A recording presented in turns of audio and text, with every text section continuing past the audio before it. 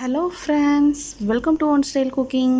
நாம் இன்றைக்கி பார்க்க போகிற ரெசிபி என்னென்னு பார்த்திங்கன்னா ரொம்பவே சூப்பரான டேஸ்டான தேங்காய் பர்ஃபி தாங்க பார்க்க போகிறோம். வாங்க எப்படி ஈஸியாக டேஸ்டியாக செய்யலாங்கிறத பார்க்கலாம். வீடியோக்குள்ளே போகிறதுக்கு முன்னாடி கீழே உள்ள ரெட் கலர் சப்ஸ்கிரைப் பட்டனை கிளிக் பண்ணுங்கள். கூடவே பக்கத்தில் உள்ள பெல் ஐக்கானையும் கிளிக் பண்ணுங்கள். அப்போ தான் நான் போடுற வீடியோ எல்லாமே உடனுக்குடன் உங்களுக்கு தெரிய வரும். வாங்க இப்போ வீடியோக்குள்ளே போகலாம். கோகோனட் பர்பி செய்கிறதுக்கு நான் 1 கப் அளவு தேங்காவை கட் பண்ணி வச்சுருக்கேன். ஸோ தேங்காயில் பார்த்திங்கன்னா பேக் சைடு உள்ள அந்த பிளாக் கலரில் இருக்கும்ல, ஸோ அதெல்லாம் ரிமூவ் பண்ணி வச்சுக்கோங்க. ஸோ அப்போ தான் பர்ஃபி வந்து உங்களுக்கு நல்ல கலர்ஃபுல்லாக ஒயிட் கலரில் ப்யூராக கிடைக்கும். இப்போ நீங்கள் தேங்காய் துருவலைனாலும் இந்த தேங்காவை துருவி எடுத்துக்கலாம். நான் இப்போ இதை ஒரு மிக்ஸி ஜாரில் சேர்க்க போகிறேன்.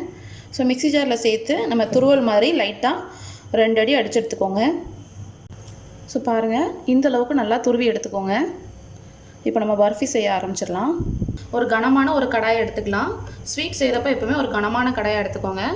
இதில் 1 டீஸ்பூன் போல் நெய் சேர்த்துடலாம். இந்த நெய் உருகுனதும் நம்ம 1 கப் தேங்காய் துருவி வச்சுருக்கோம்ல, ஸோ அதை சேர்த்துடலாம்.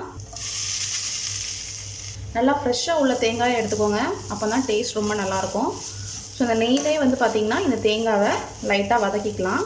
ஏன்னா அந்த தேங்காயில் ஈரப்பதெல்லாம் இருக்கும் ஃப்ரெஷ் தேங்காய்ங்கிறதுனால. ஸோ இதை லைட்டாக இந்த நெய்யிலே வந்து ஒரு 5 நிமிஷம் போல் இந்த மாதிரி வதக்கிக்கோங்க. லோ ஃப்ளேம்லேயே வச்சு இந்த அளவுக்கு நல்லா வறுத்துக்கோங்க. ஸோ தேங்காயோட கலர் வந்து சேஞ்ச் ஆகக்கூடாது. ஸோ அந்தளவுக்கு நல்லா கிளறிக்கிட்டே இருங்க. ஸோ இந்த ஸ்டேஜில் 1 கப் தேங்காய்க்கு 3/4 கப் அளவு ஒயிட் சுகர். இது நம்ம பாகு காய்ச்சி அந்த ஒரு மெத்தட்லேயும் செய்யலாம். ஸோ இந்த மாதிரி டேரெக்டாகவும் பண்ணலாம். இது நம்மளுக்கு ஈஸியாகவும் இருக்கும். ஸோ இதில் ஒரு 1/2 டம்ளர் அளவு தண்ணி சேர்த்துடலாம். தண்ணி வந்து கம்மியாகவே சேருங்க, ஏன்னா நம்மளுக்கு அந்த தண்ணி எல்லாம் வற்றி பாகு மாதிரி வந்துடணும். முதல்ல தண்ணி அதிகமாக சேர்த்துட்டிங்கன்னா உங்களுக்கு அந்த தண்ணி வச்சுறதுக்கு வந்து கொஞ்சம் லேட் ஆகும். ஸோ இப்போது லோ ஃப்ளேம்லேயே வச்சு நம்ம இந்த சக்கரெல்லாம் மெல்ட் ஆகி நல்லா பாகு கன்சிஸ்டன்சி வர அளவுக்கு நல்லா கெட்டியாகிற அளவுக்கு நம்ம கிளறிக்கிட்டே இருக்கணும்.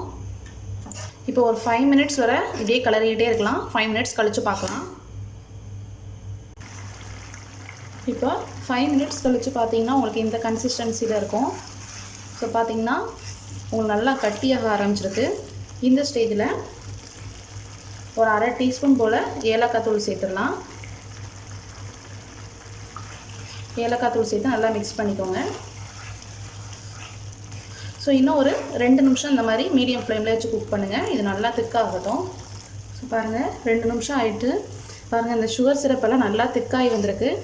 ஸோ இந்த கன்சிஸ்டன்சி பாருங்கள். இப்போ நம்ம எடுத்துகிட்டு இப்படி விட்டோம்னா அது வந்து அந்த இடத்துல நிற்கணும். ஆனால் அது பார்த்திங்கன்னா உங்களுக்கு ஃப்ளோ ஆகுது. ஸோ இன்னும் வந்து பார்த்திங்கன்னா உங்களுக்கு நல்லா திக்காகணும். ஸோ இந்த ஸ்டேஜில் நல்லா கைவிடாமல் கிளறிக்கிட்டே இருக்கணும். ஏன்னா கீழே வந்து அடி பிடிச்சி அதோட கலர்லாம் வந்து சேஞ்ச் ஆகிறதுக்கு வாய்ப்பு இருக்குது. ஸோ நான் ஒரு நிமிஷம் மட்டும் கலர்னா போதும், நம்மளோட பர்ஃபி மிக்சர் ரெடி ஆயிரும். பர்ஃபி மிக்சர் ரெடி ஆகிறதுக்குள்ளே இந்த மாதிரி ஒரு ட்ரேயில் கொஞ்சமாக எஜ்ஜில் இல்லை நெய் தடவி வச்சுக்கோங்க. ஸோ பாருங்கள், நம்மளோட பர்ஃபி ரெடி ஆகிடுச்சு. இப்போ அந்த ட்ரேக்கு மாற்றிடலாம். இப்போ நெய் தடவி இருக்கிற ட்ரேயில் ஊற்றி இதை நம்ம செட் பண்ணி வச்சாச்சு. இதுக்கு மேலே உங்களுக்கு என்னென்ன நட்ஸ் வேணுமோ அதை சேர்த்துக்கலாம். நான் வந்து பிஸ்தா மட்டும் சேர்த்துருக்கேன். இப்போ ஒரு 10 மினிட்ஸ் ஆகட்டும், செட் ஆகட்டும். பாருங்கள், 5லேருந்து 10 நிமிஷம் வரை ஆயிடுச்சு. ஸோ நல்லா சூடம் ஆறிடுச்சு. இப்போ நம்ம இதை கட் பண்ணி எடுத்துடலாம்.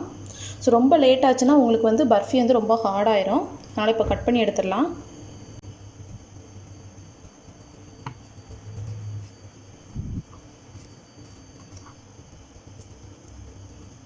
பாருங்கள், 10 நிமிஷம் கழித்து கட் பண்ணிங்கன்னா தான் உங்களுக்கு அந்த ஷேப்பெல்லாம் பார்த்திங்கன்னா கரெக்டாக வரும். ரொம்ப லேட்டாக கட் பண்ணிங்கனாலும் உங்களுக்கு வந்து ரொம்ப ஹார்டாயிரும். கட் பண்ணுறதுக்கு ரொம்ப கஷ்டமாக இருக்கும்.